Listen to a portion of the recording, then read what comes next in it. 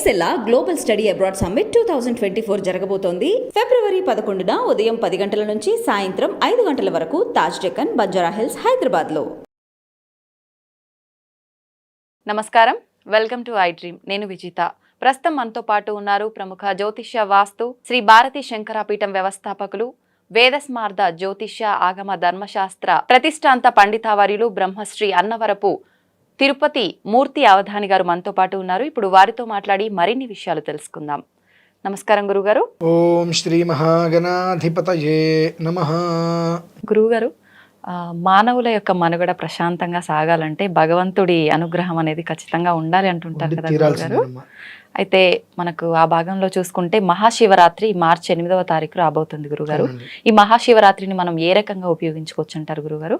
ఓం వందే శంభుమాపతిం సురగురుం వందే జగత్కారణం వందే పన్నగభూషణం మృగధరం వందే పశూనాం పతిం వందే సూర్యశశాంకవహ్నినయనం వందే ముకుంద ప్రియం వందే భక్తజనాశ్రయం చ వరదం వందే శివం శంకరం.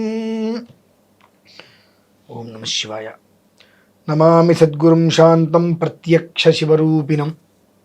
మహాశివరాత్రి, రమ్యకరాత్రి, యోగరాత్రి, మహాశివరాత్రి అంటారమ్మ. ఎందుకంటే 29 పుష్కరముల అనంతరం అనగా 349 సంవత్సరముల తర్వాత అదే వారముతో అదే నక్షత్రముల 2 నక్షత్రాల కలయికతో వచ్చిందండి అద్భుతమైన శివరాత్రి. చాలా యోగం కూడా అది.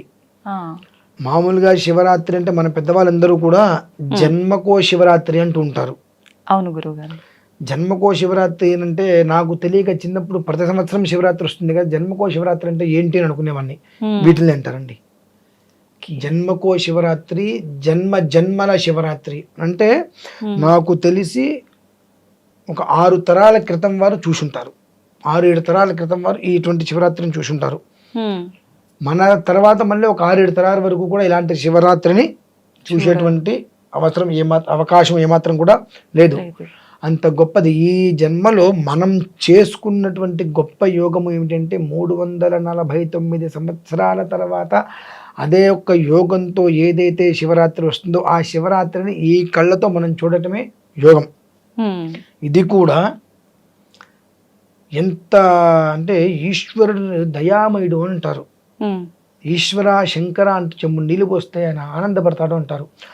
అటువంటిది మీరు అన్నారు చూసారండి, మానవ జీవితం ఎలా మనుగడ సాగాలని చెప్పి. ఆ మనుగడకి ముప్పు అనేటువంటి చాలా గొప్పగా వాటిల్లే పరిస్థితి ఉంది. దాని నుంచి అందరూ బయటపడాలి అని అంటే ఏం చెయ్యాలి అని ప్రతి ఒక్క మనిషి ఆలోచిస్తూ ఉంటాడు. కాబట్టి ఈశ్వరారాధన శివరాత్రికి చెయ్యనరా అని చెప్పి బహుశా ఏనాడో దీన్ని రాసిపెట్టి ఉంటాడు. ఎందువల్లంటే మనకు రేపు యుగాది వస్తుంది ఖచ్చితంగా శివరాత్రి తర్వాత నెలకి. ఉగాదికి కుజుడు రాజు అవుతున్నాడు. ఈ రాజు కుజుడు అవటం వల్ల ఏం జరుగుతుంది అంటే అతను రక్తకారకుడు, రోగకారకుడు, రుణకారకుడు. ఇది ఉంది ఇది లేదు అనేటువంటి అన్ని రకాల సమస్యలు ఉత్పన్నమవుతాయి. కుజుడికి తోడు శని తోడయ్యాడు. ఈ ఇద్దరు తోడవటం వల్ల ఏంటంటే అండి సంగ్రామాలు చాలా జరుగుతుంటాయి. దానికి తోడు స్వతహాగా కూడా అంటే వాగర్ధ వివ సంపృక్తౌ వాగర్ధ ప్రతిపత్తయే జగత పితరౌ వందే పార్వతీ పరమేశ్వరు. జగత్తు మొత్తానికి కూడా తల్లిదండ్రి పార్వతీ పరమేశ్వరుడు. వారి యొక్క సంతానమే మనమంతా. మనం ఎవ్వరము కష్టపడకూడదు అని మీరు గమనించినట్లయితే గత 3 రోజుల నుంచి చూడండి, ఎండ విపరీతమైనటువంటి ధోరణిలో ఉంది. మామూలుగా శివరాత్రి అయ్యే వరకు కూడా మనకి ఎండ తగలదు. ఎప్పుడు శివ అంటూ చలి వెళ్ళిపోయిన తర్వాత నుంచి మనకు ఎండ వస్తుంటుంది మినహాయిస్తే శివరాత్రి వరకు కూడా ఆ ఎండ మనం చూడం. మొన్న చూడండి వేడిగాలులు కూడా అంటే ఒక మండు వేసవి ఎలా అయితే ఉంటుందో ఆ రకంగా మనం చూసాం. ఈ రావటం వల్ల ఏంటంటే తర్వాత కాలమునందు ప్రకృతి యొక్క ప్రకోపానికి మనం గురి కావాల్సి వస్తుంది. ఇటువంటివన్నీ వస్తాయి కాబట్టి ఈశ్వరుడు ముందుగానే ఒక్కొక్కదానికి ఒక్కొక్క ప్రేరేపణ చేస్తూ ఇన్ని సంవత్సరాల తర్వాత ఏం జరుగుతుంది, అనర్థం దీనికి జరుగుతుంది, ఈ అనర్థం జరగకుండా ఉండాలంటే అక్కడ ఏం చేయాలి, ఈశ్వరారాధన.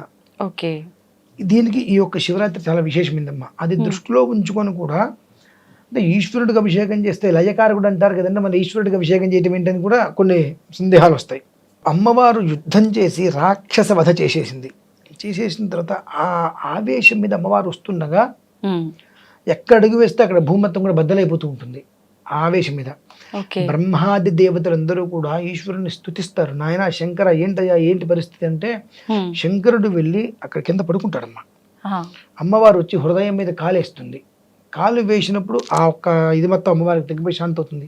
మళ్ళీ లయకారకుడు అంటే మనం నాశనం చేసేవాడు అంటాం, నాశనాన్ని కూడా తీసేసేటువంటి వాడు. లయం అంటే మనం ఏం చేస్తాం, మొత్తం భస్మం చేస్తాడంటాం, భస్మం అయ్యేటువంటి దాన్ని కూడా బాగు చేసేటువంటి వాడు లయకారకుడు అంటే. అది మనకు తెలుసుకోవడం అనేటువంటిది ఈ జన్మ కష్టం ఎవరికి. అటువంటి ఈశ్వరుడికి సంబంధించి ఎన్నో రకాలవి తీసుకొని కొన్ని విధానాలు నడుస్తున్నాయి. ఆ శివరాత్రి సమయంలో ఈశ్వరారాధన అనేటువంటిది చాలా బహు ప్రాముఖ్యత. అందులోనూ ఈ 349 సంవత్సరాల తర్వాత వచ్చేటువంటి ఈశ్వరారాధనలు మేము ప్రత్యేకంగా 72 గంటల సేపు చేస్తున్నామమ్మా. న భూత అంటే జరిగినటువంటి కాలంలో ఇప్పటివరకు కూడా 72 గంటల సేపు ఏకధాటిగా ఒక నిమిషం కూడా మధ్యలో ఆపకుండా జరగటం అనే రుద్రపారాయణ రుద్రాభిషేకం జరగటం అనేటువంటిది జరిగినటువంటి ఇన్ని వేల సంవత్సరాలలో 72 గంటల పాటు ఎక్కడా కూడా చూడలేదు, జరగలేదు, వినలేదు. మీరు గూగుల్లో కూడా సెర్చ్ చేయండి, ఎక్కడా లేదు. ఇప్పుడు మనం చేసిన తర్వాత గూగుల్లోకి వెళ్ళాలి అది. అంతే. అది కూడా మీకు పాశుపతం అంటే మీరు వినే ఉంటారు, మహామంత్రము అంటారు. ఆ పాశుపతంతో చేసేటువంటిది ఏదైనప్పటికీ కూడా 10,000 రెట్ల ఫలితాన్ని ఇవ్వాల్సిందే. ఆ పాశుపతం అనేటువంటిది రుద్ర పాశుపతం, రుద్రాన్ని రుద్రంతో అంటే ఓం నమో భగవతే రుద్రాయ, ఓం భూర్భువస్వ, ఓం నమస్తే రుద్రమన్యవ ఉతోత ఇషవే నమః, నమస్తే అస్తు ధన్వనే బాహుభ్యాముదతే నమః, యాత ఇషు శివతమా శివం బభూవతే ధను శివాశరవ్యాయాతవతయా నో రుద్రమృడయా, యాతే రుద్రశివా తనూరఘోరా పాపకాశిని తయానస్తను వాశంతమయా గిరిశంతాభిచాకశీ యామిషుంగిరిశంత హస్తే. ఈ రుద్రం నమ్మకము అంటారమ్మా. ఇది మొత్తం 27 క్వశ్చన్స్ ఉంటాయి ఇందులో. ఇది మొత్తం పూర్తి చేయాలంటే ఇలానే చెబితే 20 నిమిషాలు పడుతుంది, కాస్త స్పీడ్ చెప్తే 10 నిమిషాలు అయిపోతుంది. కానీ ఇదే రుద్రాన్ని రుద్రంతో సంపుటి చేస్తే ఒక రుద్రం 62 గంటలు పడుతుందమ్మా. ఒక రుద్రం 62 గంటలు పడుతుంది. ఏకధాటిగా అక్కడ కూర్చొని చోట నుంచి కదలకుండా చేస్తూనే ఉంటే ఒక 15 మంది వస్తారు. అక్కడ కూర్చొని చేస్తూనే ఉంటే 20 నిమిషాలు లేదంటే 10 నిమిషాలు అయిపోయేటువంటి రుద్రము అనులోమ విలోమంగా సంపుటి చేసుకుంటూ వెళ్తే మనకు 62 గంటలు పడుతుందమ్మా. తర్వాత ఉండేటువంటి 10 గంటలు రుద్రపారాయణ రుద్రహోమాలు అవన్నీ జరుగుతాయి. కానీ అలా అన్ని గంటలు ఎట్లా సాధ్యమవుతుంది గురుగారు? అది సాధన చేయాలని ఉద్దేశంతో 3 సంవత్సరాలుగా మేము వచ్చేటువంటి పరిస్థితులు ఇలా ఉన్నాయి కాబట్టి దీనికి మనం చేయవలసి ఉండాలని చెప్పి 3 సంవత్సరాలుగా సాధన చేస్తున్నాం దాని మీద.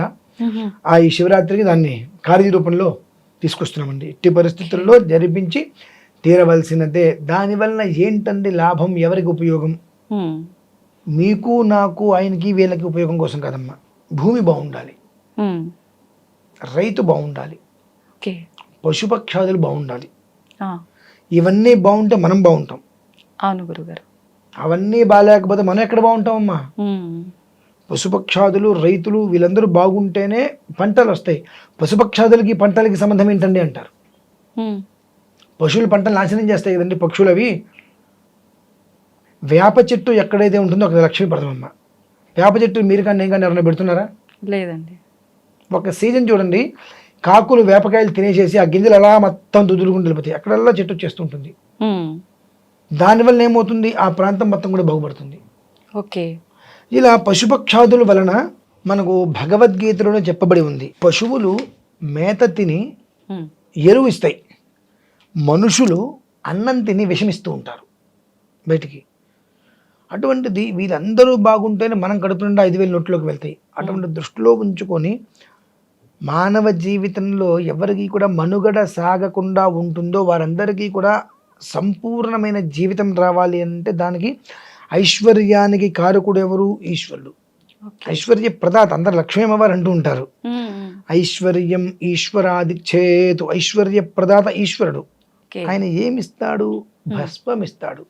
ఆ, భస్మం, ఆ భస్మం దేనికి చికెన్ తెలుసా అండి?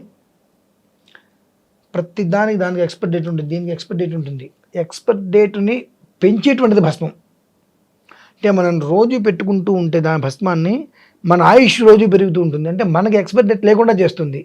ఓకే. అంటే దానికి అసలు ఆ డేటే లేనిది అది భస్మం. ఆయన ఇచ్చేది ప్రసాదం అదే. కానీ అందులో ఉన్నది విభూతిర్భూతిరైశ్వర్యం అనిమాదికమష్టథ ప్రాప్తి ప్రాకామ్యమీషత్వం వశిత్వం చాష్టసిద్ధయ. ఇది లేదు అనేటువంటి మాట లేకుండా భస్మమే అన్ని మనకి ఇస్తూ ఉంటుంది. ఈశ్వరు గుళ్ళోకి శివాలయంలోకి వెళ్తే భస్మం తిప్పి ఇంకేం దొరుకుతుందండి? అదే ఐశ్వర్యం. ఓకే. అవన్నీ దృష్టిలో ఉంచుకొని శివరాత్రికి 3 రోజుల ముందు నుంచి అమ్మ, ఓకే, 6, 7, 8, 6 ఉదయం మొదలు పెడతాము, 9 ఉదయానికి పూర్తవుతుంది. ఈ రకంగా పరిపూర్ణంగా ఆ ఒక అహోరాత్ర త్రయము అనగా 3 రాత్రులు 3 ఉదయాలు కంప్లీట్గా చేయాలనే సంకల్పంతో మేము సంకల్పం చేస్తున్నాము. ప్రతి ఒక్క మానవుడు కూడా ఈ ఒక్క శివరాత్రి ఇంత అద్భుతమైనటువంటిది మళ్ళీ చూస్తామా అంటే నా తర్వాత 6 తరాల వరకు చూడలేరు. అంటే ఆ యోగం రాదు. అంత అద్భుతమైనటువంటి యోగం వచ్చింది కనుక ఆ యోగాన్ని ప్రతి ఒక్కరూ కూడా సద్వినియోగం చేసుకుంటూ ఓం నమస్తే అస్తు భగవన్ విశ్వేశ్వరాయ మహాదేవాయ త్ర్యంబకాయ త్రిపురాంతకాయ త్రికాగ్ని కాలాజ కాలాగ్ని రుద్రాయ నీలకంఠాయ మృత్యుంజయాయ సర్వేశ్వరాయ సదాశివాయ శ్రీమన్మహాదేవాయ నమః నమః శంభవే చ మయో భవే చ నమః శంకరాయ చ మయస్కరాయ చ నమః శివాయ చ శివతరాయ చ అనుకుంటూ ఈశ్వరారాధన చేసుకుంటూ 3 రోజులు లేదా ఒక్కరోజైనా సరే, ఓకే, నువ్వు తప్ప నాకు వేరే లేదయ్యా, నిన్ను నమ్ముకొని కూర్చున్నా, నన్ను నీట ముంచినా నువ్వే, పాల ముంచినా నువ్వే అని చెప్పి ఒకటి గుర్తుపెట్టుకునేది. ఒక మాట అనుకున్నాం మనం, జగత పితరో వందే అని చెప్పి. మన కన్న తండ్రి మన నాశనం చేస్తాడా? లేదండి. తండ్రి నీదే బాధ్యత నువ్వే. కాకపోతే అక్కడ నువ్వు కూర్చొని నీ గోత్రం పేరు చెప్పద్దు, పొరపాటు కూడా నీ గోత్రం పేరు చెప్పద్దు. అక్కడ పరమేశ్వరం ఉద్దేశ్య పరమేశ్వర ప్రీత్యర్థం అని సంకల్పం చేసుకో. అమితమైనటువంటి అపరిమితమైనటువంటి ఐశ్వర్యాన్ని ఆనందాన్ని ఆయన అలా ధారపోస్తాడమ్మా. అంతటి చాలా అంటే చాలా మహాద్భుతమైనటువంటి రోజు. అందుకని మేము 3 సంవత్సరాల నుంచి సాధన చేస్తున్నాము. ఎట్టి పరిస్థితులలో ఈసారి అహోరాత్ర త్రయము రుద్రము చేయాలి అని చెప్పి సంకల్పం చేసి ముందుకు నడుస్తున్నాము. ప్రతి ఒక్క మానవుడు కూడా తన ఇంటి దగ్గర ఏ ఆలయం అయితే ఉంటుందో ఆలయానికి వెళ్ళి, ఇంటి దగ్గర ఆలయంలో చాలా జనాలు ఉంటారండి, ఓకే, దీంట్లో శివలింగం ఉంటుందిగా, అయితే బయట దొరుకుతుంది చిన్న శివలింగం, 1-2 అంగుళాలు ఉండాలి, తెచ్చుకో. ఓం నమ శివాయ, ఓం నమ శివాయ, ఓం నమ శివాయ, ఓం నమ శివాయ, ఓం నమ శివాయ అభిషేకం చేసుకో. నీకు గంట చేయగలవా? చెయ్యి. 2 గంటలు చేయగలవా? నాకు 10 నిమిషాలు, ఆ 10 నిమిషాలు చెయ్యి. అలా చేసుకోగలిగితే ఆ ఒక్కరోజు నాడు చేసేటువంటి ఒక్క విధానంలో పంచాక్షరి ప్రణవ రూపంలో అనేటువంటిది స్థానంలో ఉంది కనుక ఒకసారి ఓం నమ శివాయ అనంటే 11 సార్లు చేసినటువంటి ఫలితం అదే. ఒకవేళ నువ్వు 100 సార్లు అంటే అది అన్ని రెట్లు ఇస్తుంది. అంటే ఒక్కొక్కసారికి 11 రెట్లు పెరుగుతూ ఉంటుంది. ఒక్కసారి ఓం నమ శివాయ అంటే 11 రెట్లు, 2 సార్లు అంటే 11 22 రెట్లు, అలా 3 సార్లకి 33 రెట్లు, అలా ఒక్కొక్క నామానికి అది 11 రెట్లు పెరుగుతూ వెళ్తుంది అని అంటే నీకు ఆ శక్తి ఏ స్థాయిలో వస్తుంది. ఓకే, తద్వారా మన జీవితం అనేటువంటిది సుఖవంతమైన జీవితం.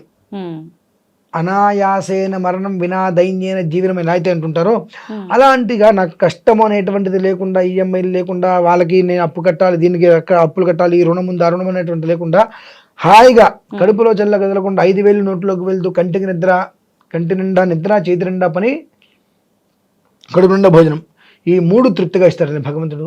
అయినప్పటికీ కూడా అసంతృప్తిగా ఉంటే భగవంతుడు కూడా ఏమీ చేయలేడు. అంటే మానవుడికి ప్రధానమైన లక్షణం అసంతృప్తి. ఎంత ఉన్నా ఇంకా ఇంకోటి లేదని అసంతృప్తి.